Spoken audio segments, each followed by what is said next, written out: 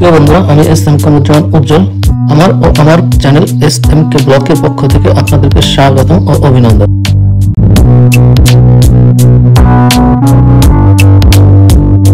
প্রিয় দর্শক, আজকে আমরা আপনাদের সাথে হাঙ্গেরির উত্তর পশ্চিম দিকের একটি শহরের সাথে পরিচয় করে দেব।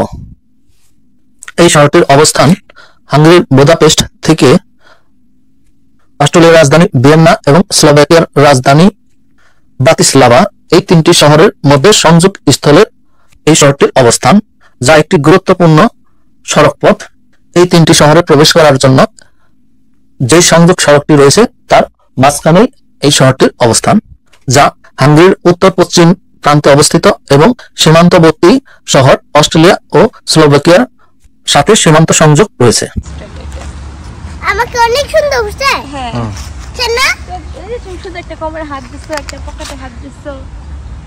তাই সুন্দর আছে। হ্যাঁ কি হয়েছে? এই শহরটি হাঙ্গেরির ষষ্ঠ বৃহত্তম শহর। হ্যাঁ বন্ধুরা, আমরা হাঙ্গেরির সীমান্তবর্তী শহর গায়রের সম্বন্ধে বলছি। জার্মানি ভাষায় এর নাম গিয়র বা গায়র। গায়র, মরসন ও সপ্রন এই তিনটি মিলে একটি কাউন্টি। গায়র অঞ্চলটি সর্বমোট 174.62 বর্গ কিলোমিটারের আয়তন। প্রিয় বন্ধুরা, আজকে আপনাদের এই গায়র এলাকার সম্বন্ধে আপনাদের সাথে পরিচয় করে দিব এবং এর সংক্ষিপ্ত ইতিহাস ও ঐতিহ্য আপনাদের মাঝে তুলে ধরব। এই গায়র এলাকাটি দানুবের নদীর তীরবর্তী অঞ্চলটির প্রাচীনকাল থেকে বিভিন্ন সাংস্কৃতিক দ্বারা অধ্যুষিত ছিল। প্রথম বৃহৎ বসতি স্থাপন সূচনা হয়েছিল খ্রিস্টপূর্ব 5ম শতাব্দীতে। বাসিন্দারা ছিলেন সেন্ট নামে পরিচিত ছিল। তারা আরা বুনা শহরটিকে গুড এলাট নামে অভিহিত করেছিল। পরে এটি আবার আরা বুনা নামে পরিচিত হয়ে ওঠে, যা 8ম শতাব্দী পর্যন্ত ব্যবহৃত হতো। খ্রিস্টপূর্ব 1ম শতাব্দীতে রোমান বণিকরা আরা বুনাতে চলে আসেন। প্রায় 10 খ্রিস্টাব্দে রোমান সেনাবাহিনীরা পশ্চিম হাঙ্গেরির উত্তর অংশ দখল করে নেন, যাকে তারা পানোনিয়া নামে ডাকত।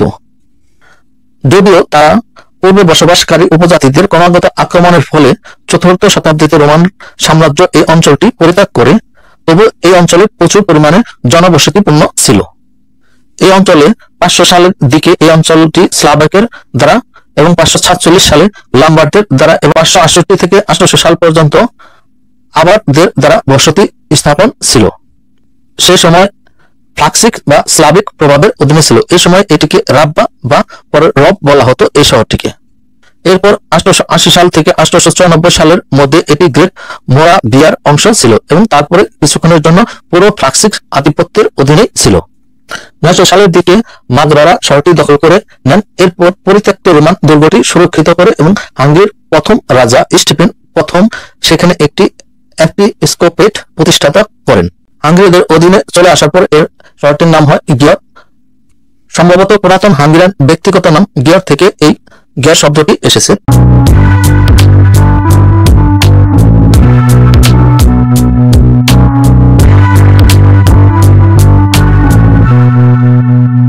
1241 এবং 1242 সালের দিকে মঙ্গোলরা এই শহরটিতে আক্রমণ করে এই শহরটি দখল করে নেন। এরপর 1271 সালে চেক সেনাবাহিনী দ্বারা এই শহরটি আক্রমণ করে এবং দখল করে নেয় এবং ব্যাপক ধ্বংসযজ্ঞ চালায়। 1500 শতকের দিকে গিয়রের কমান্ডার ক্রিস্টোফ লাম্বার্গ ভেবেছিল তুর্কি সেনাবাহিনীর হাত থেকে শহরটিকে রক্ষা করার চেষ্টা করা বৃথা হবে। তিনি শহরটিকে পুড়িয়ে দেন এবং তুর্কি বাহিনীর কালো ধ্বংসবেশ ছাড়া আর কিছুই খুঁজে পায় না। তাই গিয়র শহরকে তুর্কিরা নাম দিয়েছিল ইয়ানিক কালে, অর্থাৎ পুরা দুর্গ। 1598 সালে হাঙ্গেরিয়ান এবং অস্ট্রিয়ান সেনাবাহিনীরা আবার এই শহরটি নিজেদের নিয়ন্ত্রণে বা দখলে নেন। এরপর 1687 সালের দিকে তুর্কিরা আবারও এটি দখলে নেন, কিন্তু ভিয়েনার যুদ্ধে পরাজিত হওয়ার পর তারা এখান থেকে চলে যায়। পরবর্তী শতাব্দীতে শহরটি সমৃদ্ধ হয়ে ওঠে এবং শিক্ষা, সাংস্কৃতিক, অর্থনৈতিক, সামাজিক ও অন্যান্য ব্যাপক উন্নয়ন সাধিত হতে থাকে। 1743 সালে মারিয়া থেরেসা গিয়রকে মুক্ত রাজকীয় শহরের মর্যাদায় উন্নতি করেন।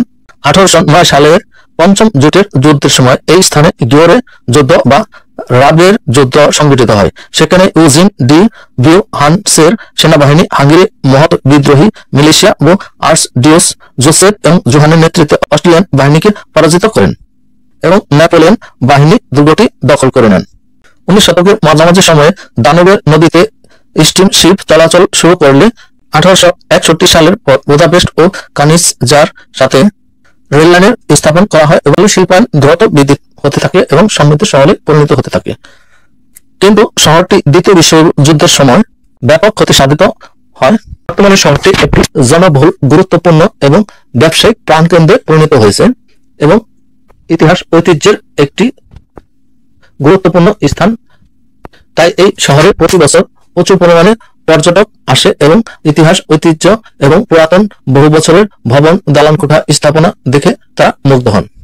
আমি এস.এম. কামরুজ্জামান উজ্জ্বল এবং আমার মেয়ে কারিমা শেখ এবং আমার পরিবার আমরা এই শহরে ঘুরতে এসেছি। এই শহরের পুরাতন স্থাপনাগুলো দেখে আমরা খুবই এক্সাইটেড এবং এই শহরের অবকাঠামো, স্থাপনা এবং এর সৌন্দর্য দেখে আমরা খুবই মুগ্ধ। এই শহরের নিরাপত্তা ব্যবস্থাও খুব চমৎকার। এই শহরে কিছু গুরুত্বপূর্ণ পর্যটক এরিয়া রয়েছে যা আপনাকে বারবার আকর্ষণ করবে।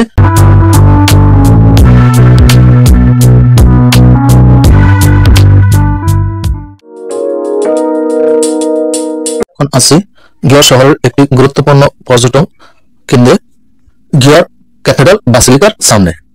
এই বাসিলিকাটির পুরো নাম হচ্ছে the cathedral basilica of the assumption of our lady, যাকে গিয়র ক্যাথেড্রাল বলা হয়। এটি মূলত হাঙ্গেরির গিয়র শহরে ক্যাথলিক গির্জা এবং গিয়র ডায়োসিসের আসন। এই ক্যাথলিক গির্জাটি একাদশ শতাব্দীর গোড়ার দিকে মঙ্গোলীয়রা ধ্বংস করে দিয়েছিল। এরপর 13 থেকে 15 শতাব্দীর মধ্যে এটি পুনর্নির্মাণ করা হয়। এরপর তুর্কিদের বিতাড়িত করার পর 1635 থেকে 1650 সালের মধ্যে ইতালীয় মাস্টার জিওভান্নি বাতিস্তা নকশা অনুযায়ী 1680 সালে এর মূল টাওয়ারটি সম্পূর্ণ কাজ সমাপ্ত করা হয় এবং সেই নকশা অনুযায়ী পর্যায়ক্রমে 1770 সালে এই ক্যাথলিক গির্জাটির কাজ সম্পন্ন হয়। এরপর 1968 থেকে 1972 সালের মধ্যে এটি পুনরায় সংস্কার করা হয় এবং 1997 সালে ক্যাথেড্রালটি পোপ জন পল দ্বিতীয় কর্তৃক প্রদত্ত মাইনর বাসিলিকার মর্যাদা লাভ করে।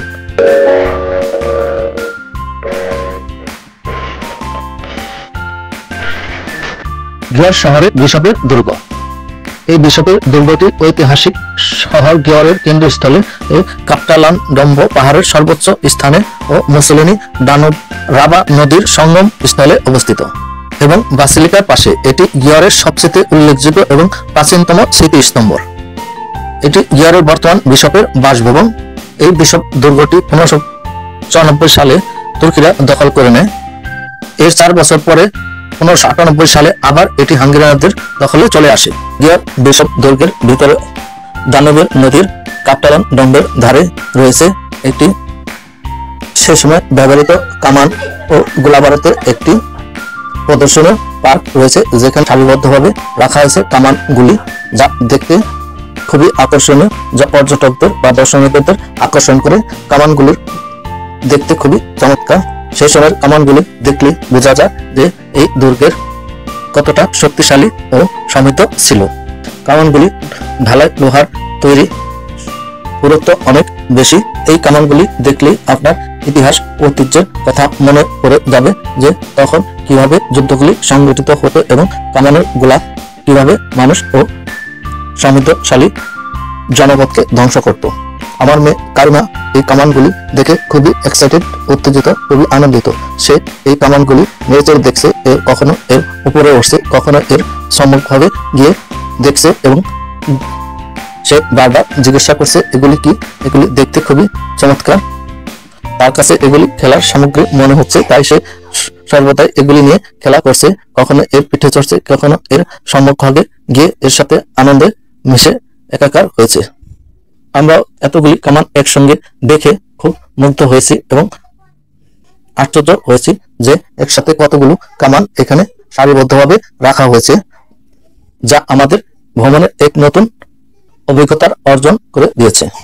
নদীর বুক চিরে প্রাচীর তৈরি করে যে শক্ত পুরু দেওয়াল তৈরি করেছে তা অত্যন্ত শক্তিশালী, এর উচ্চতাও অনেক, যা দুর্গটিকে একটি আলাদা মাত্রায় পৌঁছে দিয়েছে। আমরা এখন নদীর অপর প্রান্ত থেকে এই দুর্গের প্রাচীর গুলি অবলোকন করছি এবং এই প্রাচীরের পুরুত্ব এবং স্থাপত্য শৈলী দেখে মুগ্ধ হচ্ছে। দানুবে নদী ও কাপ্তালান স্পরণ নদীর সঙ্গম স্থলে এই দুর্গটি অবস্থিত। এর প্রাচীরগুলি খুবই শক্তিশালী ও পুরাতন। ইউরোপের প্রতিটি দুর্গই পাহাড়ের উপরে অবস্থিত, কিন্তু এই দুর্গটি একমাত্র দুর্গ যেটি 3টি নদীর মোহনা বা সঙ্গম স্থলের কোনায় অবস্থিত, যা একটি ইতিহাস ঐতিহ্যের আলাদা মাত্রায় প্রাণবন্ত করে তুলেছে। ইতিহাস ঐতিহ্যবিদদের এবং ভ্রমণ পিপাসুদের জন্য এটি আলাদা দুর্গ হিসাবে পরিচিতি লাভ করেছে।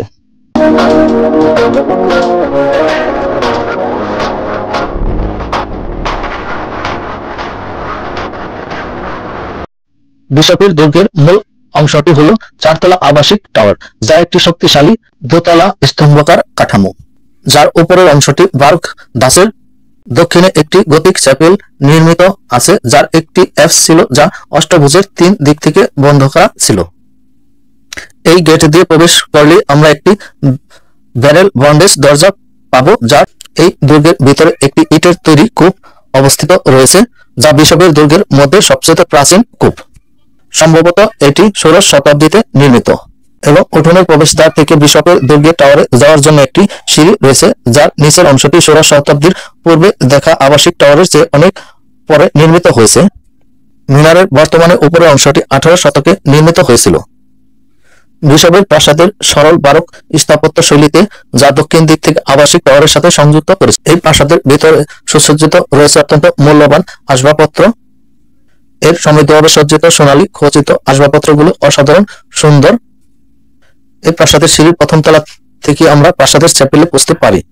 বিশপের প্রাসাদের দক্ষিণ অংশে এবং চ্যাপ্টার হিলের 3 নম্বর ভবনের মাঝখানে একটি দীর্ঘ সরু উঠান জিঙ্গার রয়েছে।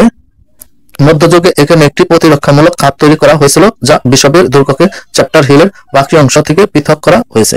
এই বিশপের দুর্গের পাশে একটি দুর্গ উদ্যান রয়েছে, সুরক্ষিত ক্যাসেল গার্ডেন তথাকথিত। এটি ক্যাসেল বেসনের অবস্থিত। আপনি যদি ইতিহাস প্রেমী হন অথবা কেবল বিশ্রামের জন্য একটি শান্ত জায়গা খুঁজেন, গিয়ার ওয়ার মেমোরিয়াল ফাউন্টেন এখানে তার সমস্ত পরিবেশই বিদ্যমান। এই যেন প্যাভিলিয়ন একটি মনোমুগ্ধকর পর্যটন আকর্ষণ, যা প্রাকৃতিক আনন্দে এবং আনন্দময় অবকাশের একটি সুন্দর ও শান্ত পরিবেশ এখানে বিদ্যমান। এটি মূলত গিয়ারের প্রাণকেন্দ্রে অবস্থিত। এছাড়া রয়েছে সুন্দর একটি প্রাণবন্ত প্রাকৃতিক পরিবেশে ঘেরা একটি সুন্দর বেষ্টনী বা ছাউনি ঘর, যেখানে বসে বিশ্রাম নেওয়া যায়। এই প্যাভিলিয়নের মাঝখানে স্মৃতি স্তম্ভের পাশে একটি সুন্দর ফোয়ারা রয়েছে, যেখানে 4 কোণা আবৃত্তি একটি ঝর্ণা বা ফোয়ারা। এটি দেখতে খুবই চমৎকার সুন্দর।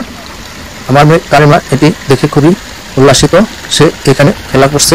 আপনি যখন এই ঝর্ণাটির কাছে যাবেন তখন এর প্রবাহিত জলের মৃদু শব্দ আপনাকে মুগ্ধ করবে।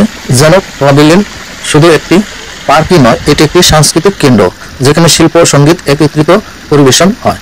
এই স্মৃতিস্তম্ভটি কেবল একটি ঝর্ণা নয়, এটি স্বাধীনতার জন্য লড়াই করা ব্যক্তিদের স্থিতিস্থাপকতার ও সাহসিকতার প্রতীক।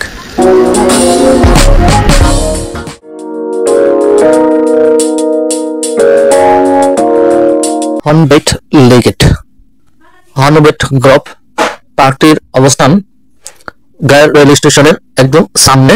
পার্কটি ফুল বাগান দিয়ে সুসজ্জিত, দেখতে খুবই নান্দনিক ও দৃষ্টিনন্দন। পার্কটির মাঝখানে একটি বিশেষ মূর্তি রয়েছে, যেটি 1948 ও 49 সালের বিপ্লবের স্মারক চিহ্নিত মূর্তি বা ভাস্কর্য।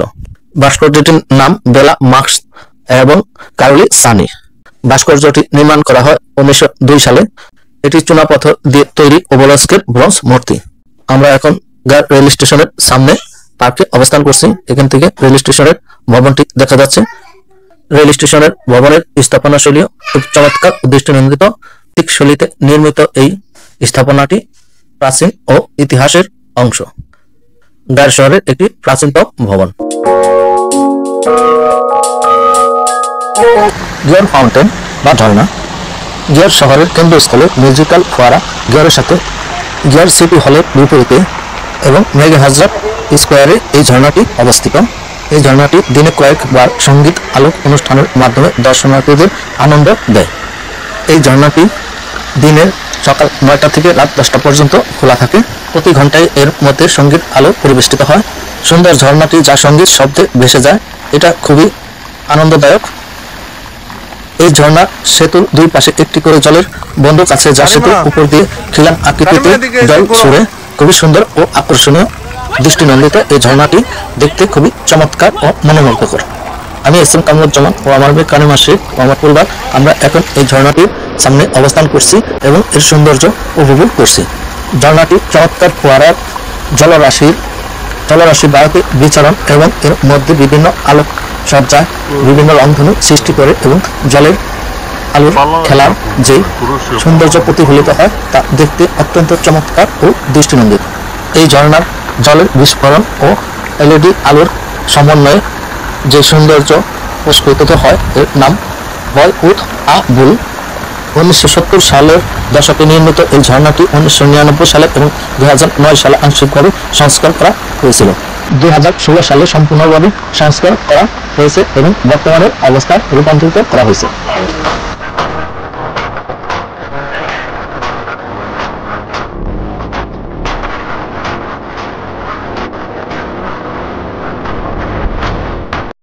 বন্ধুরা, আমরা এখন দাঁড়িয়ে আছি গিয়ার টাউন হলের সামনে।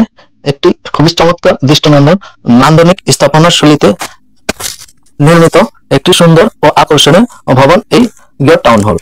গিয়ার টাউন হলটি নব্য বারোক শৈলীতে নির্মিত। এটি একটি মূলত ইউ আকৃতির দ্বিতল ভবন, যার মাঝখানে একটি ঘড়ি টাওয়ার এবং মূল সম্মুখভাগ থেকে বেরিয়ে আসা দুটি ছোট টাওয়ার রয়েছে। এই সিটি হলের মাঝখানে একটি বিশাল সুউচ্চ টাওয়ার রয়েছে, যেটি শহরের বিভিন্ন প্রান্ত থেকে অনেক দূর দূরান্ত থেকে দেখা যায়। টাওয়ারটির উচ্চতা প্রায় 60 মিটার। এছাড়া ভবনের সামনের বাম পাশে রয়েছে ফুলের বাগান দিয়ে সুসজ্জিত এবং দৃষ্টিনন্দন গাছপালা দিয়ে সাজানো হয়েছে। গিয়ার টাউন হলটি গিয়ারের ব্যস্ততম স্থানে শহরের পূর্ব পশ্চিম ও উত্তর দক্ষিণ অক্ষের সেন্ট স্টেফান স্কয়ার এবং বারুস স্ট্রিটের সংযোগ স্থলে অবস্থিত। গিয়ারের সবচেয়ে পরিচিত এবং উল্লেখযোগ্য ভবনগুলোর মধ্যে এটি শহরের অন্যতম একটি প্রতীক। এই সিটি হলটি 1896 সাল থেকে 1900 সালের মধ্যে নির্মাণ করা হয়। এই হলটি প্রথম খুলে দেওয়া হয় 19 মার্চ 1900 সালে। এই টাউন হলটির স্থপতি জেনো হুবনার। গিয়ার শহরের প্রথম পরিচিত টাউন হলটি 16 শতাব্দীর আপাক্কা স্ট্রিটে অবস্থিত ছিল। গিয়ার শহরের ব্যাপকতা প্রয়োজনের কারণে টাউন হলটির বিকাশের বা প্রসারিত প্রয়োজন হয়, ফলে টাউন হলটি স্থানান্তরের প্রয়োজন হয়ে পড়ে। ফলে এই নতুন টাউন হলটি নির্মাণের জন্য গিয়ারের একজন দক্ষ গ্লেজিয়ার জোসেফ বিসিঞ্জারের রেখে যাওয়া উল্লিখিত সম্পত্তিতে একটি নতুন টাউন হল নির্মাণের জন্য প্রস্তাব করা হয় এবং পরে এখানেই এই টাউন হলটি নির্মাণ করা হয়।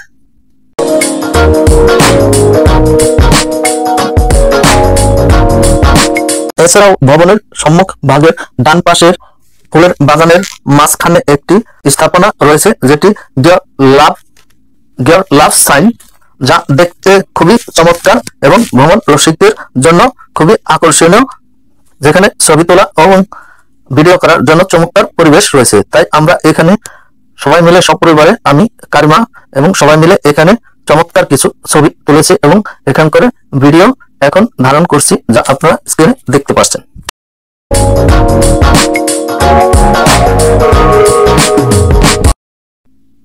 এই টাউন হলটি নির্মাণের জন্য একটি নকশা ও ডিজাইনের প্রতিযোগিতা আয়োজন করে জেনো হুবনারের হাইক সম ডিজাইন ও নকশাটি পরবর্তী গৃহীত হবে এবং সেই অনুযায়ী এই ভবনটি নির্মাণ করা হয়। গিয়ার সিটি হলের ভবনের বাহ্যিক মাত্রা এর দৈর্ঘ্য 85 মিটার, প্রস্থ 40 মিটার এবং টাওয়ারের উচ্চতা 59 মিটার। ভবনটিতে 200টির বেশি কক্ষ রয়েছে। বেসমেন্টে রান্নাঘর, রেস্তোরাঁ, অভ্যন্তরীণ ছাপাখানা এবং অন্যান্য অর্থনৈতিক ও সরবরাহ ইউনিট রয়েছে। নিচতলায় বিভিন্ন অফিস, কেন্দ্রীয় রেজিস্ট্রি অফিস, প্রধান লবি রয়েছে, যেখানে অলংকৃত আওলা প্রবেশকারীদের স্বাগত জানায়। প্রথম তলাতে সবচেয়ে অলংকৃত সিঁড়ি, সাজসজ্জা, অফিসের বিন্যাস ও মেয়রের কার্যালয় ও বলরুম রয়েছে। দ্বিতীয় তলায় শুধু অফিস কক্ষ রয়েছে। এছাড়াও ভবনের পিছন প্রান্তে কিছু বাগান রয়েছে, যা নান্দনিক ভাবে সাজানো হয়েছে এবং ভবনের পিছন প্রান্তে প্রবেশ দ্বারও রয়েছে এবং ভবনের পিছন প্রান্তের ডিজাইন খুবই আকর্ষণীয়, স্থাপনা শৈলী খুবই নান্দনিক।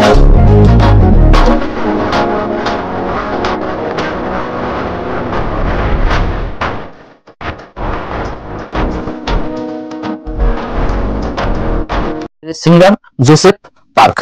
এই পার্কটি গিয়ারের প্রাণকেন্দ্রে অবস্থিত একটি গুরুত্বপূর্ণ এবং নান্দনিক স্থাপনা দিয়ে তৈরি একটি সুন্দর বিনোদনমূলক পার্ক, যেখানে শিশুদের জন্য আকর্ষণীয় খুব রাইডার রয়েছে এবং এখানে ভ্রমণ পিপাসুদের বিশ্রামের জন্য যথেষ্ট পরিমাণ জায়গা রয়েছে, যেখানে বাতাসের স্নিগ্ধতা নিয়ে গাছের নিচে বেঞ্চে বসে আরাম করা যায়। এই বিসেঙ্গার জোসেফ প্রমোদটি প্রাক্তন মেলার মাঠের পূর্বে অংশে অবস্থিত।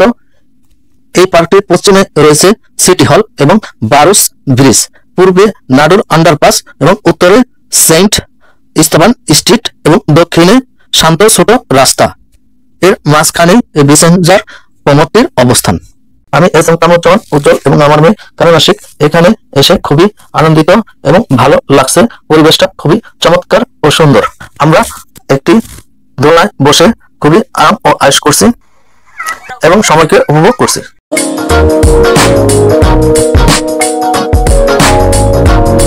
পার্কটির জায়গা দান করেছিল শহরের বিখ্যাত মাস্টার গ্লাজার জোসেফ বিসেঞ্জার। তিনি তার মৃত্যুর একদিন আগে একটি উইলে উল্লেখ করেছিল যে এখানে একটি পার্ক নির্মাণের। এছাড়াও তিনি তার সমস্ত জায়গা বিভিন্ন সামাজিক উন্নয়নমূলক কাজের জন্য দান করেছে। এই পার্কটি তৈরি করার জন্য একটি নকশার প্রতিযোগিতা আয়োজন করা হয়েছিল এবং প্রথম বিজয়ীদাতার নকশাটি অনুযায়ী এই পার্কটি নির্মাণ করা হয়েছে। এই পার্কটির পূর্বের অবস্থান ছিল অর্থাৎ বিংশ শতাব্দীর শুরুর দিকে বিসেঞ্জার প্রমোটের স্থানে পশুর মেলা অনুষ্ঠিত হতো।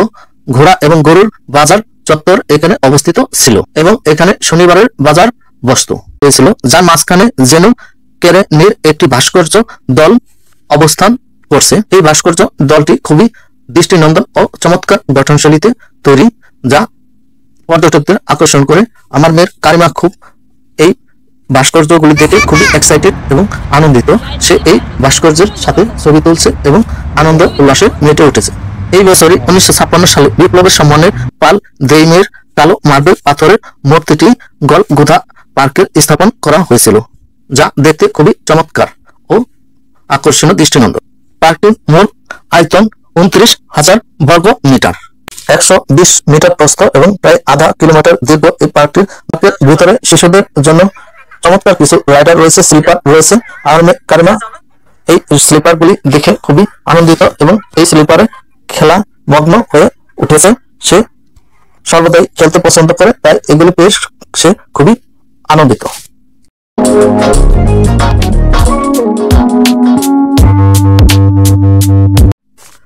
পটভি সেতু, রাবা নদীর উপরে এই সেতুটি প্রথম নামকরণ করা হয়েছিল সুন্দর পটভি।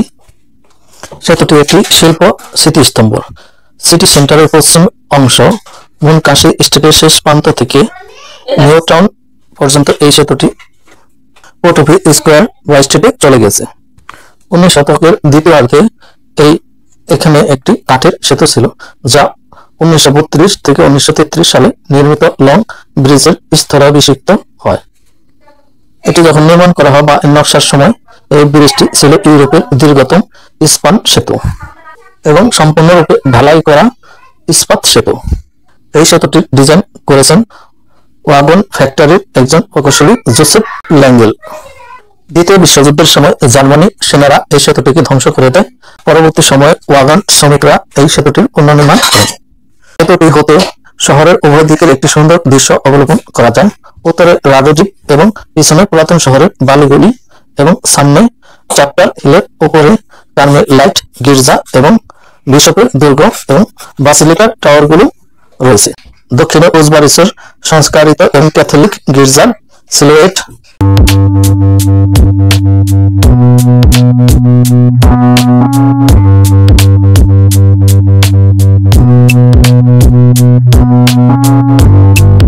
Synagogue.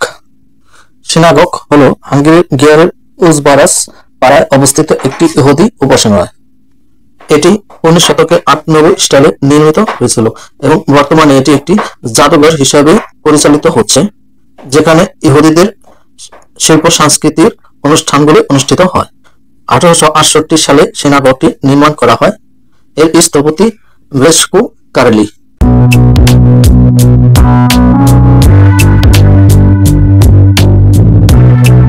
Gear adventure water park, এটি বাচ্চাদের জন্য একটি প্রিয় জায়গা।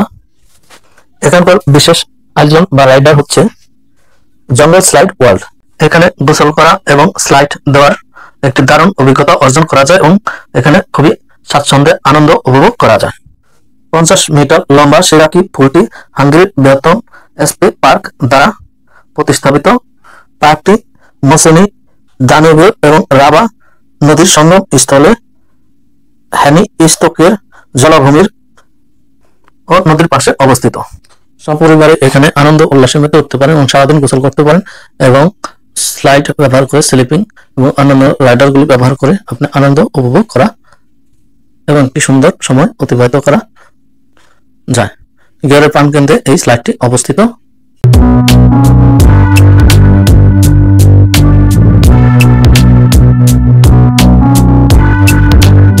কুসুত সেতু। কুসুত সেতু গিয়ারে অবস্থিত, যা মুসলিনি, দানুব ও রাবার মুখে ঠিক পরে বিস্তৃত। এর নামকরণ করা হয়েছিল লাজুত কুসুতের নামে। 126 মিটার লম্বা এই সেতুটি শহরের কেন্দ্রস্থলে অবস্থিত দোনাকাপু স্কোয়ার হতে রেফালুর কালুজাজি স্কোয়ার পর্যন্ত। এই সেতুটি শহরের প্রাণকেন্দ্রে অবস্থিত। মুসলিনি, দানুবির এবং রাবা নদীর সঙ্গম পশ্চিমে একটি সুন্দর পানোরামা দৃশ্য এখান থেকে উপভোগ করা যায়। স্থানীয়রা সেতুটিকে প্রায়শই রেফালু সি সেতু নামেই ডাকে। 1600 শতকের দিকে এখানে একটি সেতু ছিল। 1899 সালে তার জায়গায় একটি কাঠের সেতু নির্মাণ করা হয়েছিল। বর্তমানে যে সেতুটি কুসুত লাজুস সেতু দেখা যাচ্ছে, সেটি 1926 সালে নির্মাণ কাজ শুরু করে 1928 সালে সমাপ্তি হয়।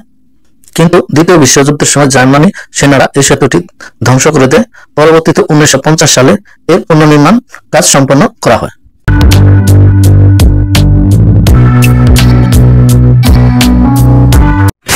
আর্টিমাস। আর্টিমাসের স্মৃতিস্তম্ভ 1598 সালের 27 মে তুর্কিদের কাছ থেকে গিয়র পুনরুদ্ধারের স্মৃতি হিসেবে দুই জেনারেল মিলোকাস পালফি এবং অ্যাডলফ শোয়েজেরবার্গের স্মৃতি স্মরণে এক স্থানে, অর্থাৎ নদীর তীরবর্তী স্থানে এটি স্থাপন করা হয়েছে।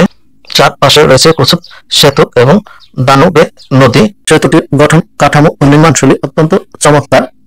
লোহার অ্যাঙ্গেল ও ইস্পাতের তৈরি সেতুটি একটি ঝুলন্ত সেতু, যার উপর পাশে অর্ধবৃত্ত আকারে একটি সুন্দর নকশা ও ডিজাইন করা হয়েছে, যা দেখতে একটি চমৎকার। সেতুটি স্পান ও ঝুলন্ত সেতু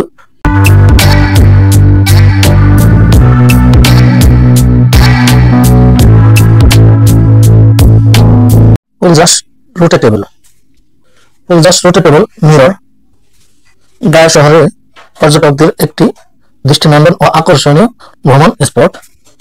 এটি শহরের ভূদৃশ্যের জন্য একটি মনোমুগ্ধকর ও আকর্ষণীয় এবং ম্যাজিক্যাল মিরর বা আয়না, যা এর আকর্ষণীয় নকশা ও কার্যকারিতার জন্য এটি বিখ্যাত। পুলজুস রোটেটেবল মিররটি শোসেনি স্কোয়ার এবং দোনাকাপু স্কোয়ারের সংযোগ স্থলে অবস্থিত। আমি এস.এম. কামরুজ্জামান উজ্জ্বল ও আমার মেয়ে কারিমা শেখ মালালা বর্তমানে এই পুলজুস মিরর স্কোয়ারের সামনে আমরা অবস্থান করছি এবং এর ম্যাজিক্যাল আয়নাটির ম্যাজিক দৃশ্যগুলি আমরা অবলোকন ও দৃষ্টিনন্দন ভাবে এর বৈশিষ্ট্য উপভোগ করছি। বা এই প্রশস্ত বর্গাকার আয়নাটি একটি চিত্রাকর্ষক দৃশ্যের অবতরণ করে, যা পাশ দিয়ে বয়ে যাওয়া সকলের দৃষ্টি আকর্ষণ করে। এই আয়নাটি চতুর্দিকে ঘূর্ণায়মান, অর্থাৎ আপনি এটি হাত দিয়ে ঘোরাতে পারবেন এবং বিভিন্ন স্থানের দৃশ্য এখান থেকে উপভোগ করতে পারবেন, যেখানে নিজের প্রতিচ্ছবি এবং শহরের প্রতিচ্ছবি দুটি সুন্দরভাবে এখান থেকে উপভোগ করা যায়। আমার মেয়ে কারিমা এটি দেখে খুবই আনন্দিত, উল্লাসিত। এর ভিতরে তার প্রতিচ্ছবি দেখে সে অবাক হচ্ছে এবং দৃষ্টিনন্দন ভাবে দেখছে যে এটা কিভাবে সম্ভব, তাকে আবার ভেতরেও দেখা যাচ্ছে। তাই তার প্রশ্ন, কিভাবে এটা সম্ভব বা আমি কিভাবে ভেতরে গেলাম।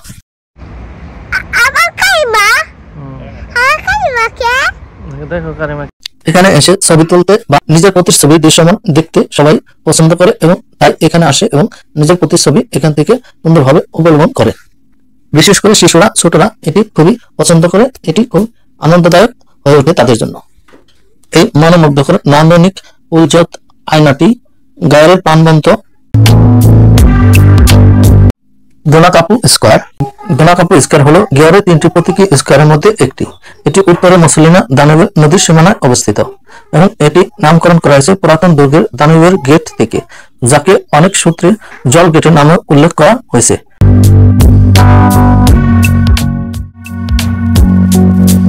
আলেকজান্ডার কেসথেলি। গিয়ার শহরের কেন্দ্রস্থলে বারস গাভুর পথচারীর রাস্তার ধারে একটি বিশাল দেওয়ালচিত্র রয়েছে। এটি পূর্ব পশ্চিম রাউজিসি অবস্থিত। এই বিশালাকার চিত্রটি 2012 সালে বসন্তের তৈরি করা হয়েছিল। গুগল আর্থ ইতিমধ্যে এটিকে তাদের স্যাটেলাইটের ছবিতে অন্তর্ভুক্ত করা হয়েছে। আনেস জেডলিক এবং ডারগেলি জুকজারের মূর্তি। এটি গায়ের শহরের আকর্ষণীয় স্ট্যাচুগুলোর মধ্যে অন্যতম একটি স্ট্যাচু। এই মূর্তিটি সেসেনি স্কোয়ারে গায়ের শহরের বেনেডিক্টাইন হাই স্কুলের পাশে অবস্থিত। মারিয়ান কলম গিয়রের প্রাচীন বারোক স্মৃতিস্তম্ভগুলির স্কোয়ারের পূর্ব দিকে অবস্থিত। এটি 1686 সালে বোডাতে গিয়রের বিশপ লেপুটি কলোনিস দ্বারা নির্মিত হয়েছিল। এর বার্ষিক পুনরুদ্ধারের স্মরণে এটি লম্বা স্তম্ভ একটি বর্গাকার স্তম্ভের উপর দাঁড়িয়ে রয়েছে, যার উপরে মরিয়ম যিশুর কে তার কুলে দ্বারা ধরে রয়েছেন। আমি এস এম কামরুজ্জামান উজ্জ্বল, আমার মেয়ে কারিমা শেখ, আমার স্ত্রী এখানে বর্তমানে অবস্থান করছে।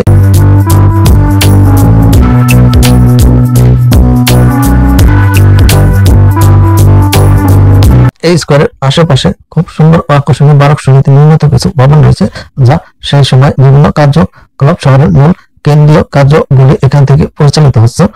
এর মধ্যে আবাসিক ভবন, লয়েড সেসনি ভবন, Curia Nobilitaris, kings house, Szechenyi museum বা Benedictine high school and dormitory, Benedictine মঠ, এস্টার হাজি প্রাসাদ বা কিরালি স্টেট।